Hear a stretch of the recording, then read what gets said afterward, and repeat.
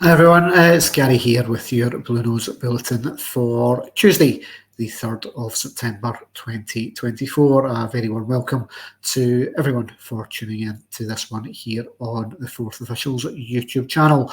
And a big thank you to nearly 1,500 of you now who have hit that subscribe button and are following us on the channel. Your support is very much appreciated. Loads to talk about today as we are in the aftermath of the weekend's Old Firm defeat and in the midst of the first international break of the season. But the news doesn't stop coming in as we go, and we've got loads to cover off for you today on this one, including an update on Rangers' return back to Ibrox, first call-up for the Scotland national team for Connor Barron, and a preview of tomorrow's big Champions League qualifier for Rangers' women's team up against Arsenal. But first to that big news breaking this evening from the club, and it was confirmation that the upcoming Premier Sports Cup tie with Dundee on Saturday 21st of September will be played at Ibrox Stadium. Now, that match will be played in front of 3 stands at Ibrox, as the Copeland Road stand will still be closed for this game as final concourse and seating works are completed. So season ticket holders for the Copeland Road stand will be offered a window to purchase seating elsewhere for this match. The continuous credit card scheme will return in action for this game.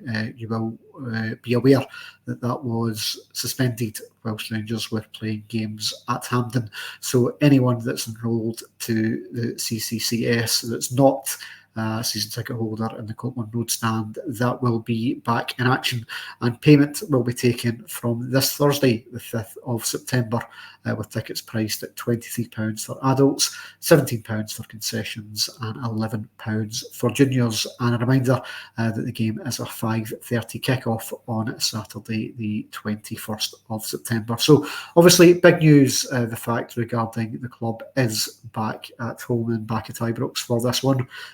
Long overdue, obviously, the Kiev game and the first couple of league games of the season, and that St Johnstone game played in front of a very small crowd at the National Stadium at Hampden. So I think everyone from a club perspective will be delighted that it's back at Ibrox, even if it is at a slightly reduced capacity with the Copeland Road stand still closed.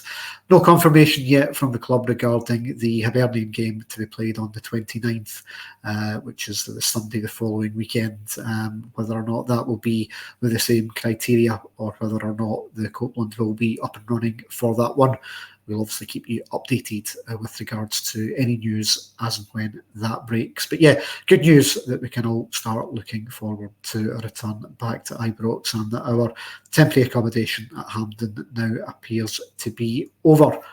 One player, though, who will be potentially looking at a performance at Hampden in the coming days is Connor Barron, who has been called up for the Scotland squad today for the first time, as a few players from Steve Clarke's original squad dropped out. So great news for Connor Barron, who I think we can all agree has been in impressive form for the club in the opening weeks of the season. He will join up alongside John Souttar for the match against Poland at Hampden on Thursday evening before a trip to Lisbon to play Portugal on Sunday. So, yep, really good news for him in terms of being able to get a bit of recognition in terms of kind of how well he's done at the start of this season. A couple of names dropping out from the squad, including James Forrest and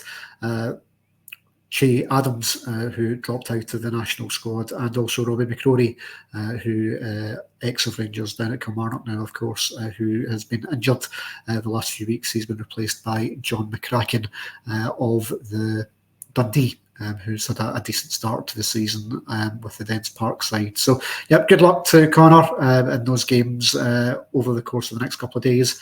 No confirmation yet from Scotland with regards to whether or not those matches are going to be televised or not.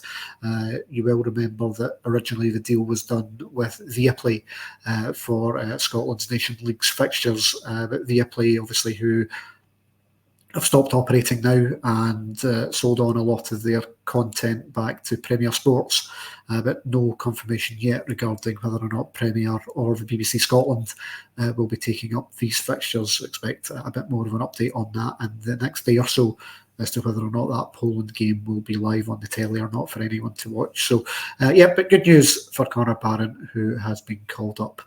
The other big game to look forward to this week is, of course, tomorrow night as Rangers women travel down to London to take their European Champions League qualifier match up against Arsenal. The game will be played at a sold-out Meadow Park on Wednesday evening with a 7:30 kick-off, and the winner of that one will play the winner of the Rosenborg Atletico Madrid tie, which will be played on Saturday if Rangers manage to get past Arsenal. Now, obviously, it's a big test taking place with the team that finished third in the WSL last season, filled with international players, and it's obviously a huge test for Joe Potter's side. But they go into it in great form in terms of a 10-0 victory at the weekend against Dundee United, and yet another hat-trick for Katie Wilkinson, who's now got 14 goals in 5 competitive games this season.